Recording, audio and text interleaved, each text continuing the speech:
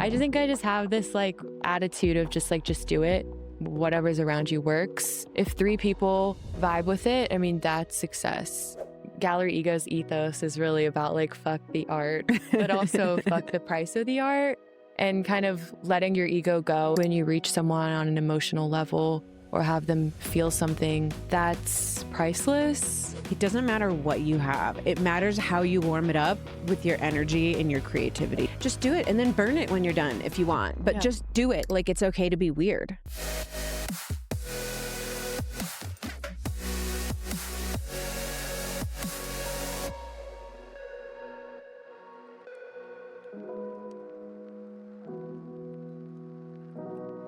Put your hand on your heart, look up at the sky, smile and say, hey, I'm alive. Thanks for being alive with me today. Welcome to Be Alive with Kate Manser, and I am here today with Arianna Alexis, who is local where we are in Marfa, Texas, an artist, a founder of a modeling agency, a history as a model, fashion design. We've got a lot to cover today. Welcome to the show, Ariana. Blush. Thank you. Thanks for having me. So I had the pleasure of meeting Ariana just this past year, actually, when she was having a gallery opening at the gallery that you recently opened in Marfa, Texas. Was that the first show that you had at your new gallery? That was our second show, but I think it was kind of more than an official launch of, the gallery and its exhibition style. Really great turnout. Was happy to meet you there. Oh, it was amazing. I'm going to let you tell the people about Galerie Ego. So I'd love to just understand how it came to be and what your vision is for it. Sure. Well, being based out of Marfa for a year now, I was kind of getting an understanding of the scope of the galleries here and the industry here. And I noticed that there wasn't really any spaces for emerging artists and local artists to exhibit in a very unconventional way. And so I had this amazing laundry room that was so neglected as a space. And it is its own space, like it's its own room separate from the housing. And I was like, wow, what a great place to install. Like, I would love to kind of activate in this space artistically. And so Galerie Ego kind of as an entity came about through, being inspired by this laundry room. And we've had 3 official shows now. And it's really about, obviously Galerie Ego's ethos is really about like, fuck the art, but also fuck the price of the art, and kind of letting your ego go. And in the industry, in the art world, it's so kind of this attitude and persona, which I feel like in the art gallery sales, it just comes into, it's really just about kind of selling work at this high price based off of status or education or whatever the kind of gallery embodies as a price point and a target audience. And you're just kind of in this runaround retail scale of either high or low. And I think looking at art as something that's just pure expression and you can't really price that, I think it's the most intimate and like emotive way to understand people in your own perceptions, however far that could extend, but to reach and be reached through any medium, especially in the visual arts world, I think is such an important and sensitive space. And so Galerie Ego is really about exhibiting that aspect. And if there are art sales to be made, they are. And if they're not, that's completely up to, of course, the artist exhibiting as well. And when you reach someone on an emotional level or have them feel something, that's priceless. And so that's kind of really where Galerie Ego's, concept and sales and kind of exhibition and curation kind of stems from. So, oh my gosh, yes. So just to clarify, and for the people, like, I had my socks absolutely knocked off when you're like, come to my gallery opening, and I'm seeing signs for it all over town, and I'm super excited to go. I love supporting independent artists and galleries. And imagine my absolute just like joy, shock, and surprise when I show up and Gallery Ego is actually built into a laundry room. Like you were saying, Ariana, it has an exterior entrance, right? Like we're not traveling through your house to get there, but it was just the coolest experience.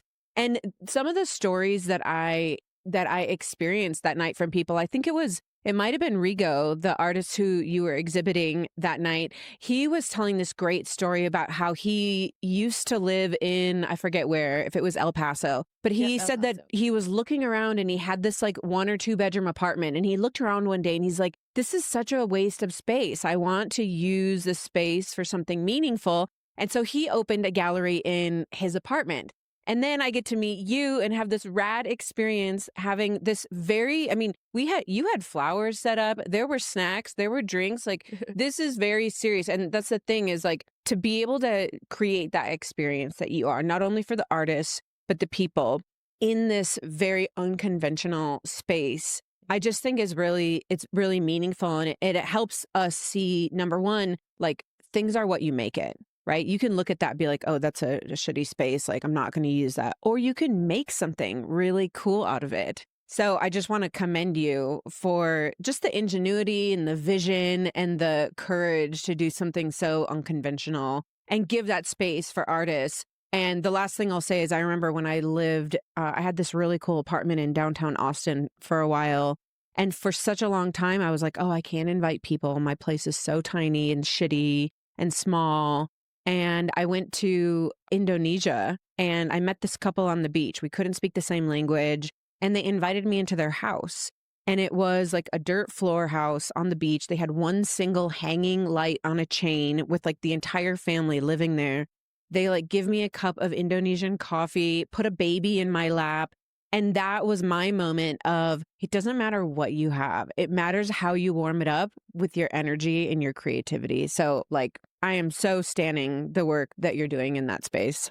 Appreciate that. Yeah. Well, the cool thing about Marfa too, I mean, I know everyone here kind of knows, is that it is an unconventional landscape for people to really kind of do whatever they feel like activated within. And yeah, but I mean, in unconventional terms, I think as a curator and from a curatorial aspect, I love kind of dilapidated or kind of industrial style spaces and just like the narrative building on a laundry room when you think about also art in an interior aspect and people buying art for the purpose of furnishing a home, the laundry room actually is neglected in kind of everyone's homes. Like, it's funny because I love Gallery Ego and we're working on, of course, it's like New Year's and show schedules to, as a concept, move and travel into spaces in the US and outside. So we're kind of working on bringing a show to other laundry rooms exterior to just this one, which will open up the demographic and like the network of people and artists and like a society around arts and culture in like an underground way.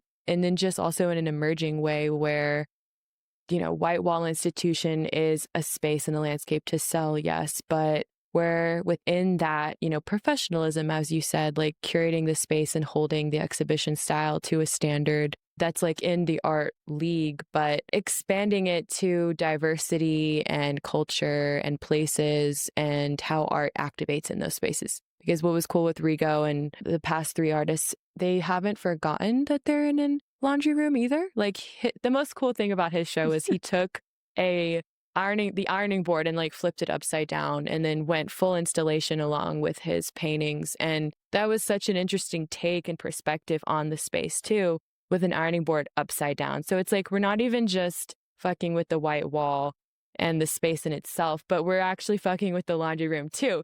So it's just like layers on layers, which is cool to see and also really surprising and sweet for like my own minds, is to just kind of like see and experience someone else's expression and how they see a laundry room, which I continue to be surprised. So that's really fun and yeah, a cool way to, experience everything about it. But yeah, well, that was one of the main things that, I mean, I'm making a perception, a judgment of you. But as I was researching your work and going through your history that's available on the interwebs, I was struck with this sense that you have a certain way of seeing the world, your surroundings. And I actually wrote this question down, which is like, I feel like you have this way of maybe seeing things that aren't there, like this special gift of seeing possibility. Do you agree with that? And if so, can you explain what's that like for you? Sure. I'm flattered that you noticed that. And I think that's a great way to say so. I didn't really think in like a word or a definition that I would act that way, but actually it's true. And I think, I mean, always working with what you have. And I think like always thinking on a way of like abundance, you have everything you need, and I think in that attitude, you see more and there's beauty in everything. And yeah, I think I think coming from also like just a way of not wanting to be limited in what I have my abilities to do. And in like from a making practice, I think I know how to see something and make it work. And I think also too with people, I really like notice kind of certain energies and people's sensitivity and emotions, which is tied to the art as well. And I think shedding light on that as a person in a space that's also kind of neglected kind of goes hand in hand. So it kind of wraps into, I think, my personal psychology Mm. and yeah, seeing the beauty in like the quiet and the misunderstood and sometimes neglected or not socially out there, just kind of all wraps into the same like ethos.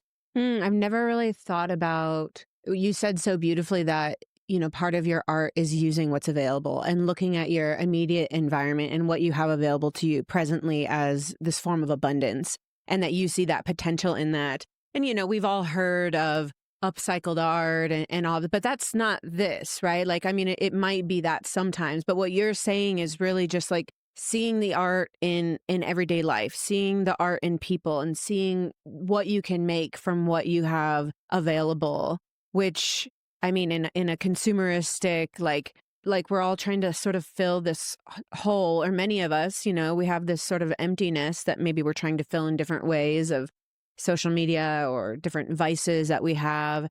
Where do you think that sense of abundance comes from within you? Have you worked on it? Have you tripped up on it in the past? What's the story there? I don't know. I think like, I don't know where that comes from. I think it's just being able to kind of see beauty in everything and making it work from that perspective. But also too, like even in my practice, well, I think like the laundry room still stems to my practice in fashion and like thinking about cloth and material. And so that's kind of chain linked, but also the process, what I'm familiar with and what I studied, which was fashion design and pattern making was, also like I didn't know how to do that. I mean, I obviously had an education, but you still have to kind of drive yourself to figure it out. And so having this idea of that, just cut the fabric and like learn through the process, as well as, well, what could I use material wise that, is affordable or accessible or recycle and sustainable? Like, I don't know. I just think, I don't know where it comes from. I just think I just have this like attitude of just like, just do it.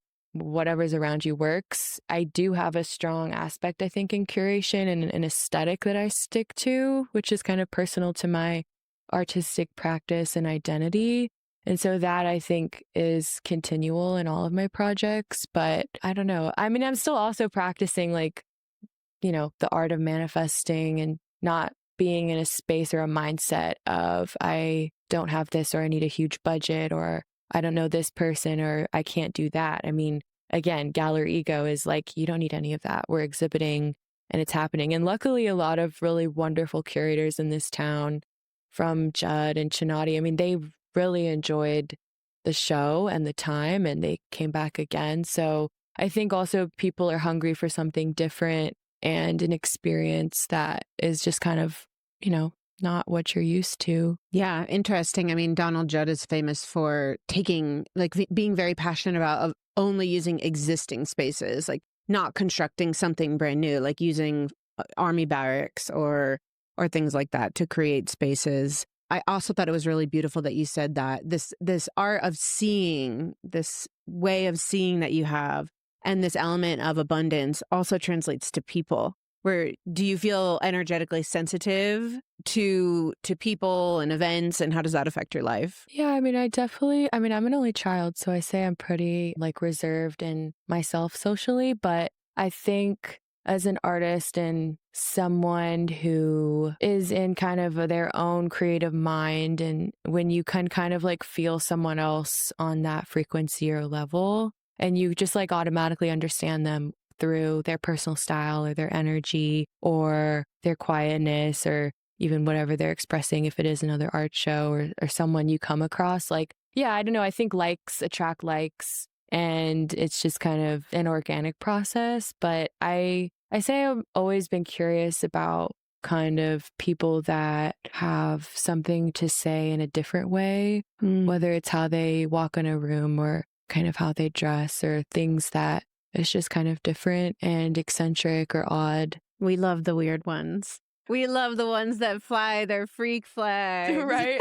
I mean, everyone in Marfa's a little weird. Oh, yeah, yeah. And we're all a So- little like socially antisocial. Yeah. So for those that don't know from the show, Marfa is a town of about 1,800 people, basically in the middle of nowhere of West Texas, that has become an artist haven since Donald Judd sort of settled here in the 70s and started opening different exhibits and galleries. And now we're still here. How many, 60 years later, 50 years later. It's a great town. And It's a really cool place. yeah. And there's just like, there's a cool sense of community here. And there is this sense of like, it's okay to be weird.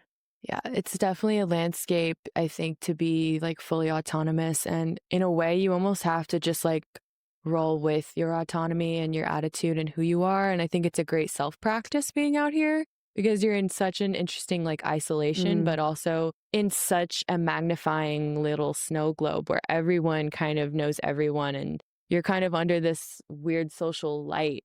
So you really have to like walk with your head held high. And there's an art to that and, a self discovery in that too. So I think for artists and individuals, it's certainly an interesting place to come to. Oh, yeah. I came here. I mean, I've been coming here for like 6 years, but this summer I came and I opened up a shop. It was a shop, like a boutique and a art studio and a meditation studio. And I was hosting little retreats. And it's funny because like a few months prior, unrelated to Marfa, I had just sort of asked the universe, like, put me in more rooms with people that are like in the direction that I want to go.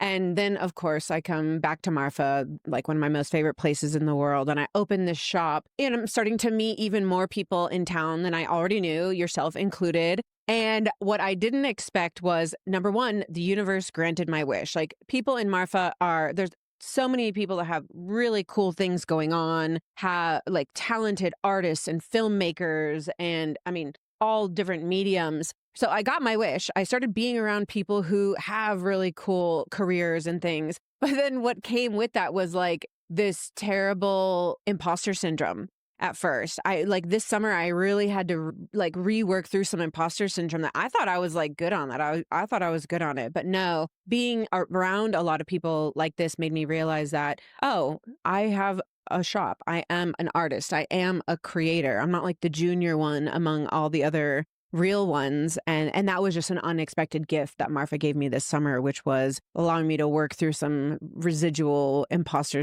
syndrome issues that I've had. So That's when you the talk desert. about, yeah, It's the desert for you. Like it'll really whip you in the face with the wind and the dust and yeah, make you reflect, but in the best ways. And I think at least everyone is a bit sensitive we all know we're all on that journey in a timeline personal to us. So you have to kind of just ride it out. There's this beautiful quote. I can't remember who said it, but it is, the desert tells a different story every time one ventures onto it. That's true. Like, that's why you get whipped in the face. And on today we have like 40-mile-an-hour winds. Yeah, it's a little brutal out there. I'm like, what's in the atmosphere? I don't know if that's like a New Year's refresh or something, but it's heavy winds. Yeah. Well, thinking about like blowing things out, let's take a little bit of a look at your past. You have a really interesting story that's gotten you to where you are today. We've got Paris in there. We've got New York. We've got fashion design and modeling. Just kind of like give me a little bit of a career overview so we can understand like how the career-wise, how you've come to be. Sure. Well, I'm originally from Texas, North Texas suburbs, and I wanted to study design. And so I applied to Parsons and started my education in fashion design at Parsons, New York. But pretty soon into the program, realized that's maybe not my city. It was much more focused on like retail and not so much in craft. And so I did a study abroad for 4 months in Paris at Parsons Paris, which is a much more like boutique education and smaller school.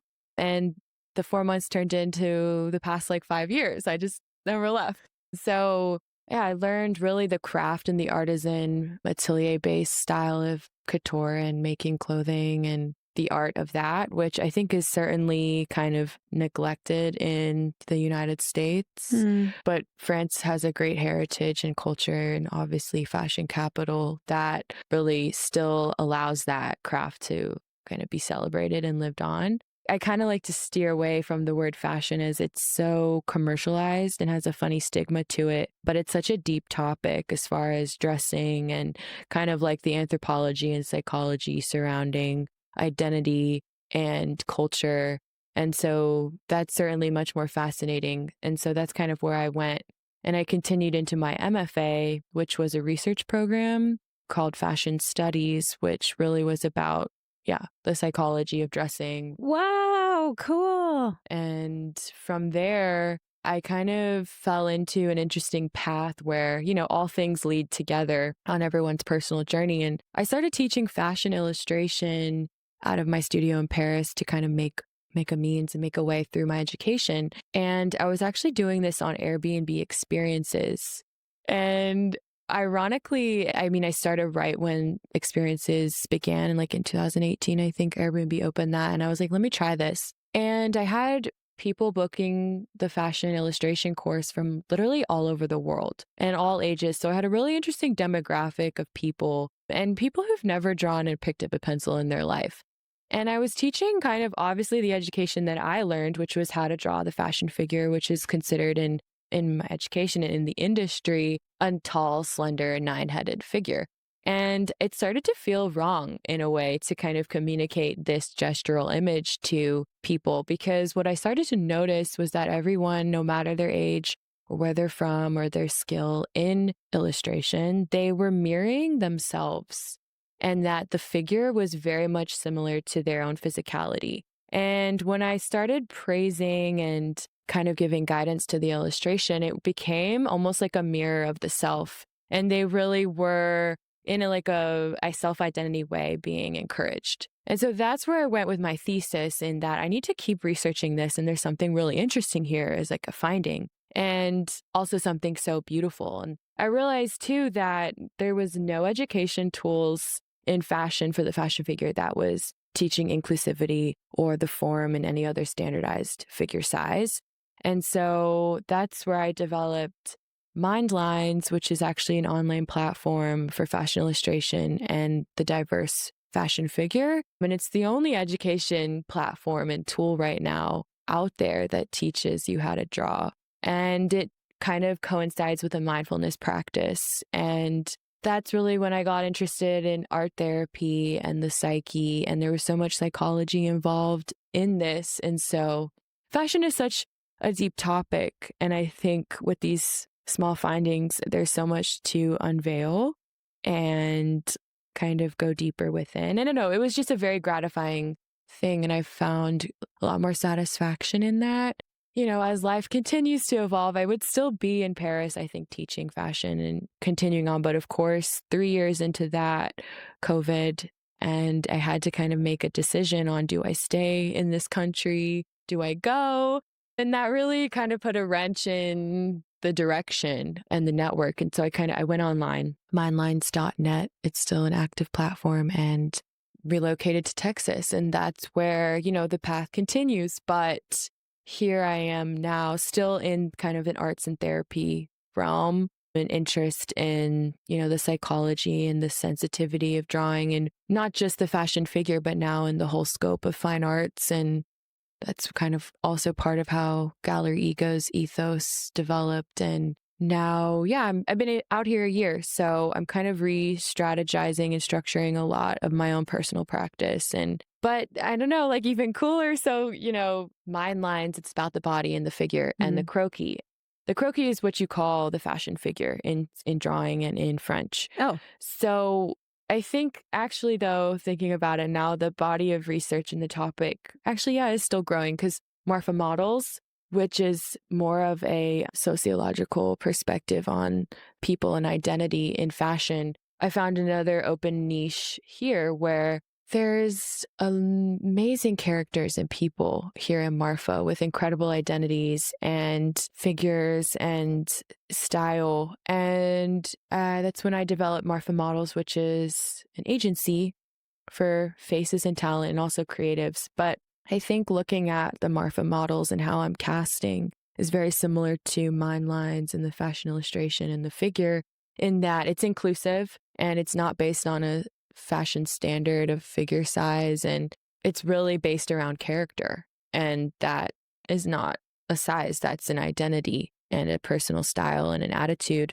And so Marfa Models is very fresh and new. It's only a few months old, but we have an online database of characters and people and some clients for this new year booking Marfa-based commercial work. So that's very fun. But yeah, I feel like that's kind of like, Yeah, no, that's incredible. And one thing I just want to highlight from your journey is I have this theory that people tend to think that like our lives and our careers should be like a palm tree. You like get a job and you work and it's like this straight line. And at the end is the top of the palm tree with the leaves and the coconuts. It's like retirement and relaxation.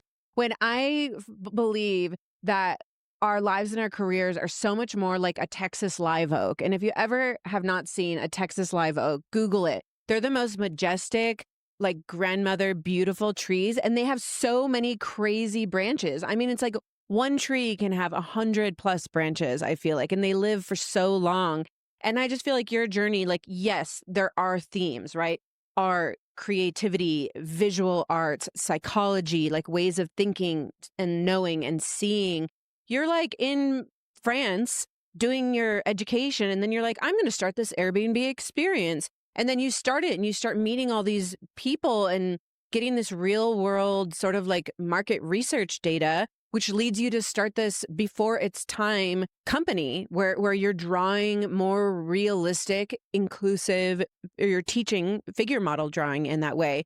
And then that leads you to now doing this gallery and this in the Marfa Models agency as well. Like we can see a thread, but I'm sure, I don't know if you've ever had a moment where you're like, what am I doing? This seems all disjointed. oh, But yeah. like looking from the outside, I'm like, it all makes perfect sense. And I just want to highlight your courage in following your bliss because it is not always easy to do. Like it is a challenge. So I just commend you on that and like pressing on in the direction of your curiosity and your bliss. Yeah, I mean, definitely. There's always been bumps in the road, and I don't think you can really fully paint the whole picture until you pass through periods of time. And then you look back and think, whoa, that is all connected. And it's really crazy when you move across the country and you're like out in the desert, like, well, here I am, right? Like, and then It's just me and my life. right? Like, and then somehow it all really connects. Hopefully, yeah. Right. Because it's almost like the two-dimensional figure that I was teaching and drawing and discovering through is now a three-dimensional figure of people here, which is really, really cool and exciting. So that's kind of a new activation. I have definitely been in a little bit of a kind of existential lull of like, oh my, but you just have to kind of stay calm and present and believe in things beyond, your own thinking and control. Yeah, let's get woo-woo. Let's dive into that a little bit. Like what are the spiritual or mindset practices that keep you in that divine space of creativity and art making? Because I really believe it's some beautiful divine shit. And you create in so many mediums. I just feel like but it's not always easy to keep that up. So what are some of the practices or mindset practices that you do to remain connected to that divine creative energy? That's a good one because I think I'm still practicing and continuing to practice that. We can't be artists if we're not tortured in some way. Right? A little bit. Or just like in that constant kind of state of question, but I think you have to kind of just encourage yourself to be present and maybe not always ask so many questions and just like be present, and accept kind of like time and space as you're really receiving and perceiving it, which is certainly a challenge. But I think having curiosity and a purpose. You just said something really beautiful that I want to re-highlight, which is like, just be present and stop asking so many fucking questions sometimes. Like, While that we're is in the amazing interview, though. advice. Yeah. Let me ask you another question No, about that. but, Yeah. like on a personal note, I mean, it's certainly interesting, the human experience. And I think we're still discovering so much in that kind of area of study of just being present and existentialism and the whole self-discovery world, I think, is kind of almost like a new wave too. So I think we're getting more dialogue around that, but it's also ancient practice. But I think, yeah, connecting to yourself is certainly necessary and I think important. And being present is a great way to do that. But I don't know, having an internal dialogue that's positive and encouraging and still letting you kind of like free guide through the world. I don't know, staying curious and excited, but also grounded. It's all a lot. It's just all a lot. But I'm working on just being present. Yeah. And lifelong practice. yeah. But like the fact that you're working on that now, right? Like that's a practice that will, like I said, it be lifelong. But the earlier that we can start that, I feel like the more fruitful our lives are. I didn't wake up. I don't know how old you are. I did not wake up until I was 27 years old. I literally felt like I was, now looking back, sleepwalking through my life until, and then I had this awakening when I was like 27, 28 years old in 2015. And I just feel like that was when my brain came fully online and I started to like have a personal growth practice and like be aware of my surroundings. And I feel like you're younger than me. And I just feel like you and like your generation, you guys are so much more awake than we are. I'm turning 40 this year. And I just feel like you guys are much more awake than we were at your age. And I'm just like, people are like, oh, the future is so dark. I'm like, the future is bright. Oh, really? These people That's are funny. changing the world. Like, we're in the age of Aquarius, man. Like, I'm handing it off to y'all. Y'all are doing this shit at like 19 that I didn't figure out till I was 35. Oh, gosh. I don't know. I mean, time is a construct. True. In my belief, as is age. But I mean, I'm 29. I'll be 30 in February. And that's a whole nother journey. You're turning 30. I'm turning 40 this year. We're a decade apart. Yeah. Yeah. And I mean, there is something true about like kind of generational aspects in society and things and topics and discoveries. But I mean, everyone is on their own growth level and that's personal to them. But yeah, I mean, they do say that 25 and under is considered youth and 25 plus isn't. And I do remember being 25 and feeling a click mentally where things just made more sense or it was just more connected to a kind of a maturity. And you just don't know until you're there when that kind of comes. But it definitely was a cognitive kind of wake up where I was like, this is different.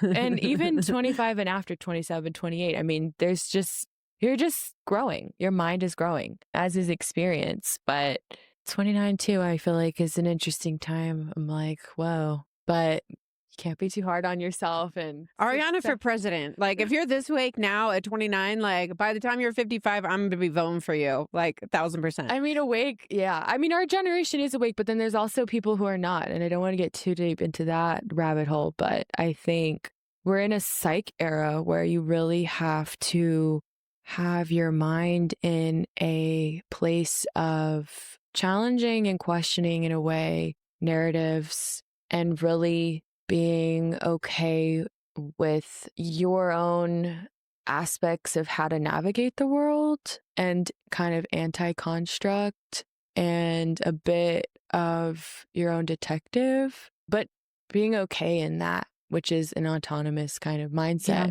And I think it's an interesting time. Yeah. It's interesting because I've been noticing that I feel like one of, again, generation, time, age, all constructs.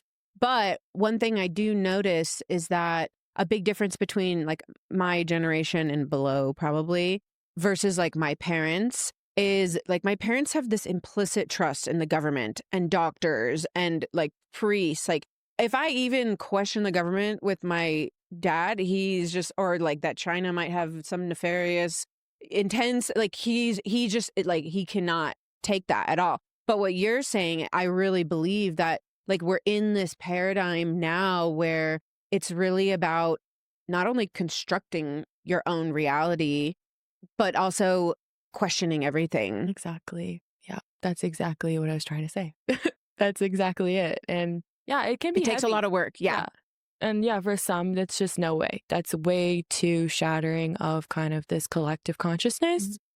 But you have to find comfort in the unknown. And sometimes things that are really dark, knowing things that are not like things that, are kind of shattering to your mind or to your kind of what you think is safe or your culture, the collective. Like it's a weird time. Like it's just very interesting time. But it's funny how you're like, oh, it's such a bright future. I think it is. I am an optimist for sure. And I resonate with thinking more on the positive side, even though I can definitely fall into like the dark angst levels. But yeah, I think challenging and questioning to all you said is really kind of where we are right now. And there is a movement with that in a generation. So it's an interesting time, but also with that comes like all this new kind of established culture and style and perspectives, which is exciting. But I think we're not fully situated in that landscape yet. I think it's still kind of emerging. People are like waking and there's a split in two psyches. And it's kind of like, where are you going with that and how you resonate with the future? Yeah. Yeah. And it's interesting, that I don't know, I'm just seeing like your path and your work as someone who you go beyond in a lot of ways and you do unexpected things and you do things maybe before the industry is even ready. Like Mindline, for example, I can see that like totally the fashion industry was not ready and still isn't, but Yeah. maybe in like a few years, it's going to just absolutely blow up even more than it already has. But you're just a person that's like, oh, here's a laundry room. This is an art gallery, right? Like you see things that aren't there and then show people what can be. And sometimes it's hard to be that when it's before your time. I hate even making this. I'm not comparing you to fucking Elon Musk. I swear to God. But like the Cybertruck, like people hate on that Cybertruck so You're much so funny. for a lot of reasons. But I think that I don't personally want a Cybertruck. But like it was the same thing with like I had Google Glass because I worked at Google back in the day, and people would look at me like I was crazy. And now we have the Ray-Bans where you can like, but some things come out. Some people are before their time. So if you ever feel like people are not picking up what you're putting down, just know that like your time is coming. Like your stuff is just like a few steps ahead that people maybe when it first comes out are like, I don't get it. And you're like, just wait. Like, so I just want to say that about your work and also about the importance of art as we go into this time of confusion and questioning everything. And it's like, sometimes we can't answer something with a verbal mind-based answer, but we can like draw it and you can paint it and you can make something beautiful to wear out of it. So what do you think is the importance of art to you as you're dealing with your own darkness or a collective darkness? I mean, I definitely resonate with what you said on sometimes words can't bring us there. And I think we're really lost in words right now and titles and definitions. And I think like on a metaphysical level, like on an energetic level and a dimensional level, reaching people through perception is a really safe and beautiful place because there is no verbal challenge or banter or argument. It's pure receiving and perceiving, which I kind of on like a dark way believe everyone's in their own perceptions. And so how do you reach someone in the place where they are? And how did you see them too? And that's how you can connect. And so I like to, I mean, obviously we're speaking and that's poetry is Yeah. a great medium too. But I mean, sometimes But there's connection too. Like there's metaphysical shit that happens between two like people. I mean, what you said about words, speaking words, I get it. But I mean, yes, I resonate with that. And I really wish that we could all somehow, I mean, time is an illusion. And if you can have a feeling or be felt or somehow activate a connection and emotion for whatever time span that is, in whatever medium, sound, visual arts, sculpture, feeling sculpture, however, I mean, there's so many forms of that. I mean, if you can feel that and that's received and understood, I mean, that's the most pure connection. So Being seen, feeling seen. Yeah. And I love that. And I think is like a very emotional Pisces. I love that place. And so I think like on a super future note, it would be really amazing to somehow resonate on this like energetic frequency where maybe we're not even all talking at all, Yeah. you know? Like it's just vibes or something, energy. Yeah. It's like footnote Dr. Joe Dispenza. Yeah. Dispenza, excuse me.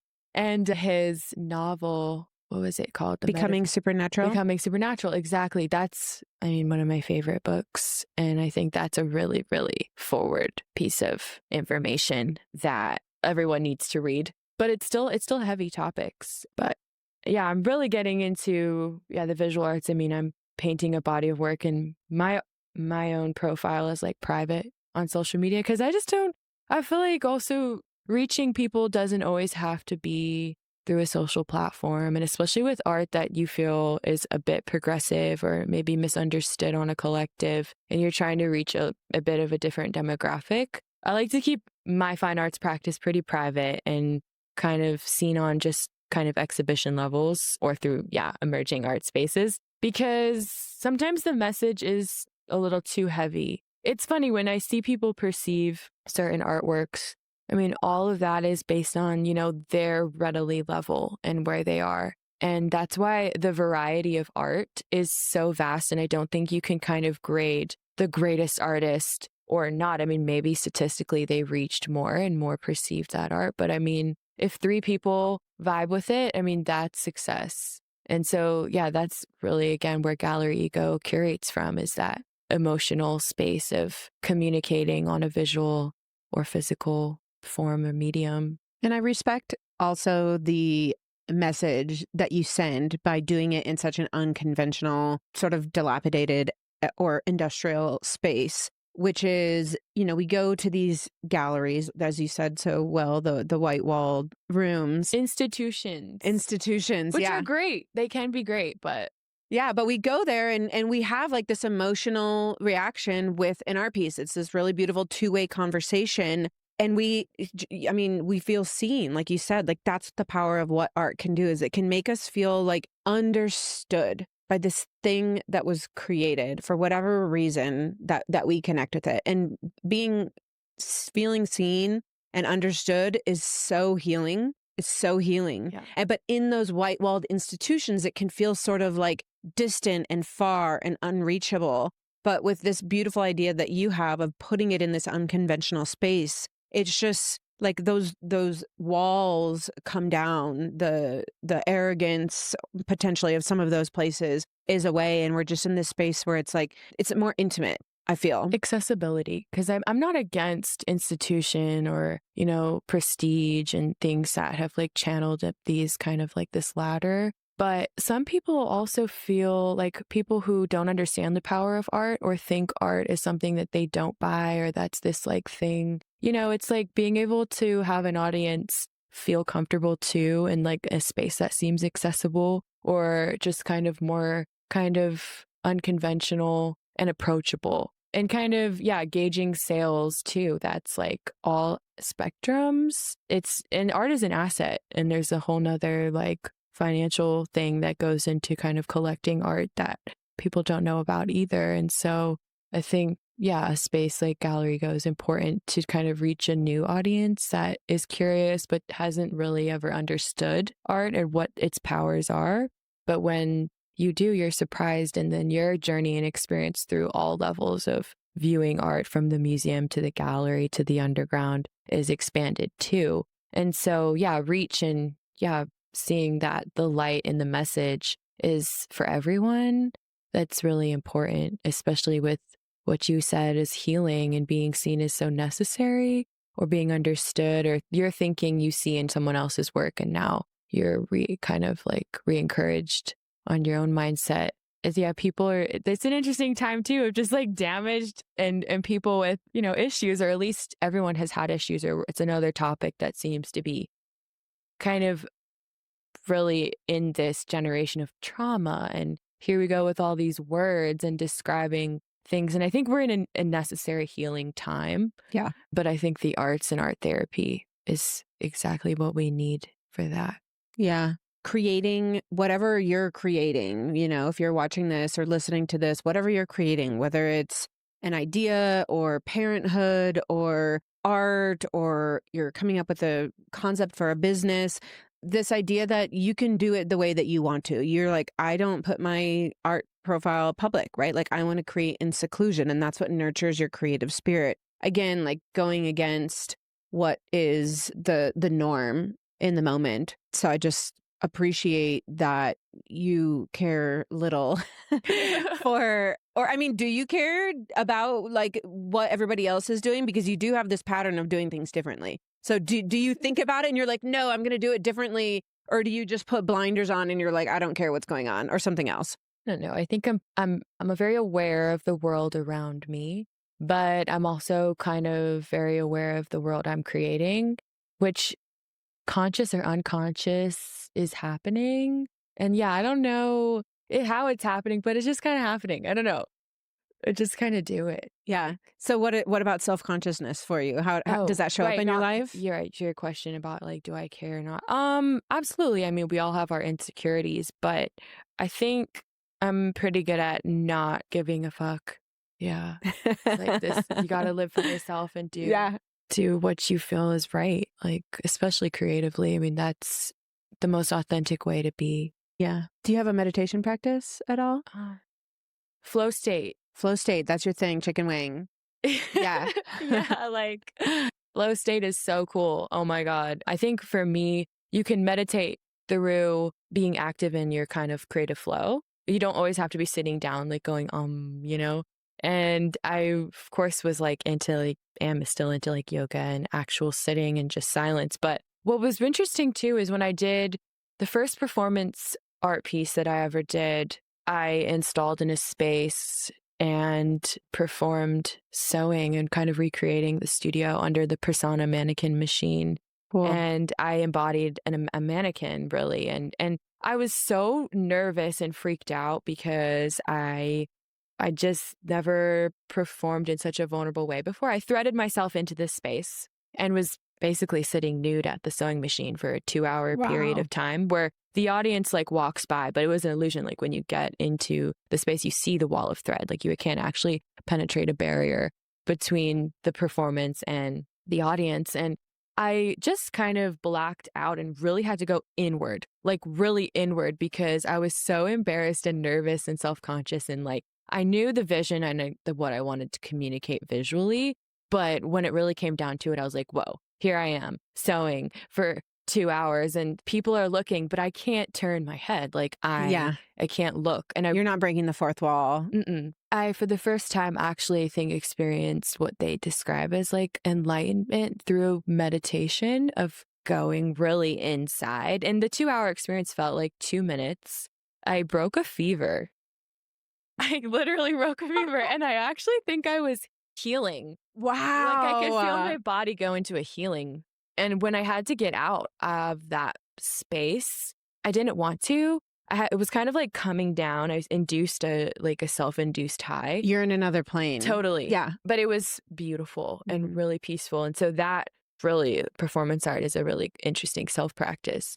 And I was like obsessed with it from that point. But the takeaway from that was, whoa, how do I come down? And whoa, I went somewhere, and that is possible. And it is through being still, but it's really from being like going really internal into your own self. Like for whatever reasons, I had to channel that, and that was cool. And it's cool to do that again. And induced by the going outside of your comfort zone, right? Like being nude, having created this art, not only you're putting your body out, you're putting your art out, which that alone, even if you would have been clothed, that's a lot for people have panic attacks before their art shows all the time. Right. And then here you are going in and, removing the clothes, something that clothes are a big part of your life. And so going beyond that comfort zone, it's like jumping out of an airplane in a way. Right. But even more confronting because you're just like, you're not actually about to die. Like you just feel it's like just you everyone are. else's eyes looking and judging or whatever they're perceiving, So but you have to turn off this dialogue of what is everyone else thinking, and no, I'm in myself. And that's where peace is found. Wow. Yeah. I'm really passionate about the idea. So I actually also started an Airbnb experience right when it came out. I went to a monastery in France by Thich Nhat Hanh, and I got to experience walking meditation for the first time. And walking meditation is like, I feel like you're in a walking meditation for like 97% of your life, but it's basically like you go on this walk and you are just noticing and you're feeling, and all your senses are turned on, and you feel the ground beneath your feet and the breeze on your skin, and you're aware of like your essence, like your soul, everything. And I was so turned on by this experience because I was like, this is what it means to really be alive. I came back and I started an Airbnb experience and just started teaching it to people. And a very similar thing happened to me where it was this amazing market research where I got to learn about like how people show up to meditation and all the fears and anxieties that people have about meditation. And it caused me to become a meditation teacher and write some other books that I've written and things like that. So, but the reason that I bring it up is that it is this element of flow. And so one of the questions I would ask people is, oh, what's your experience with meditation? 9.9 times out of 10, people are anxious and shameful about their meditation practices. That's what I noticed. You're not. Like you knew right away, like it's about flow. It's not about right? But what I would do is I would say, oh, okay, great. This is your first time. This is your 50th time meditating.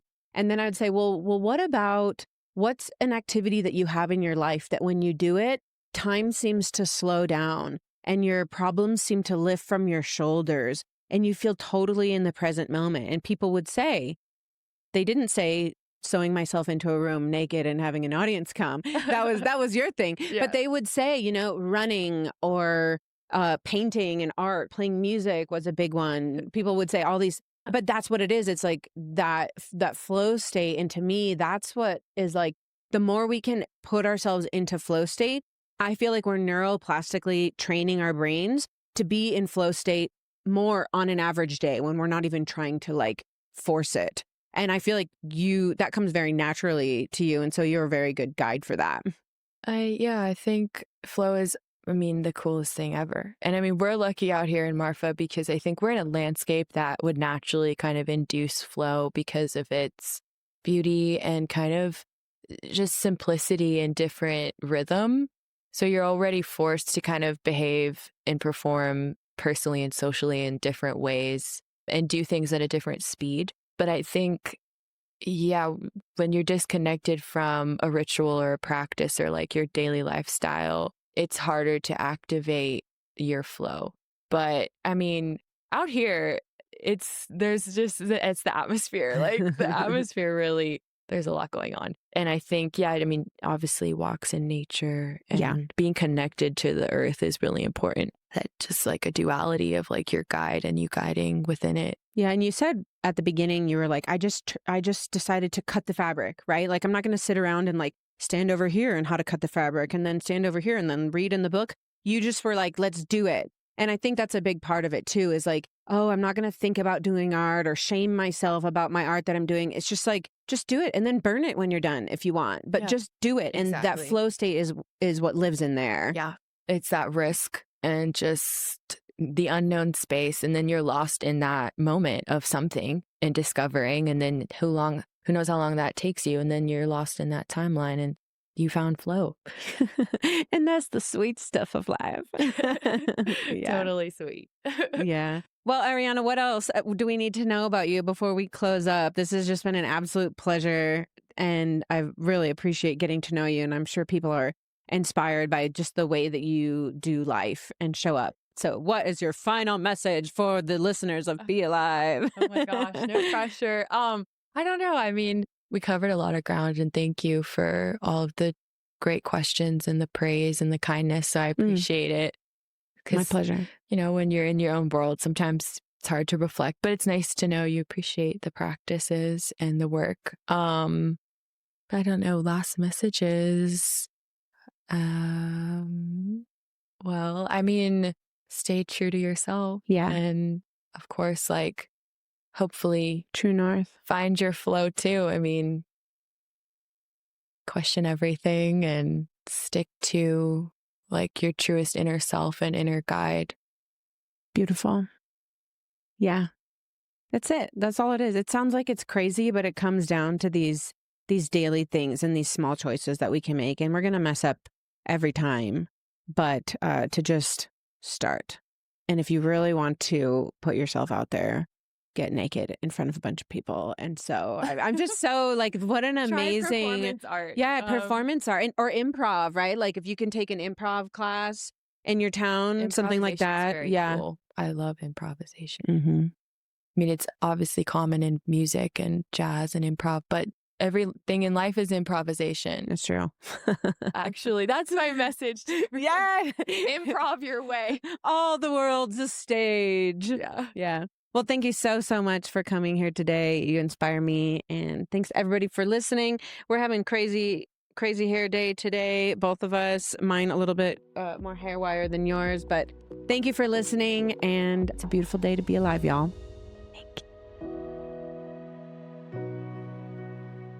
Thank you for listening to this episode of Be Alive with Kate Manser with me. Truly, I take it as no small honor. You have so much out there you could be listening to.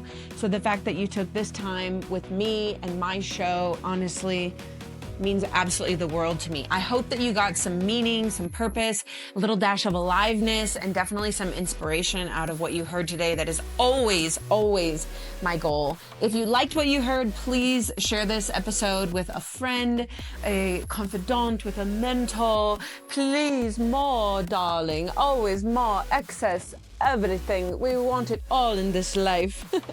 So share it and go on your app of choice and leave some stars, leave a review. It helps me buy food for pajamas, and it helps more people find this show so that we can all live just profoundly alive together. It's a beautiful day, y'all. Thank you for being here.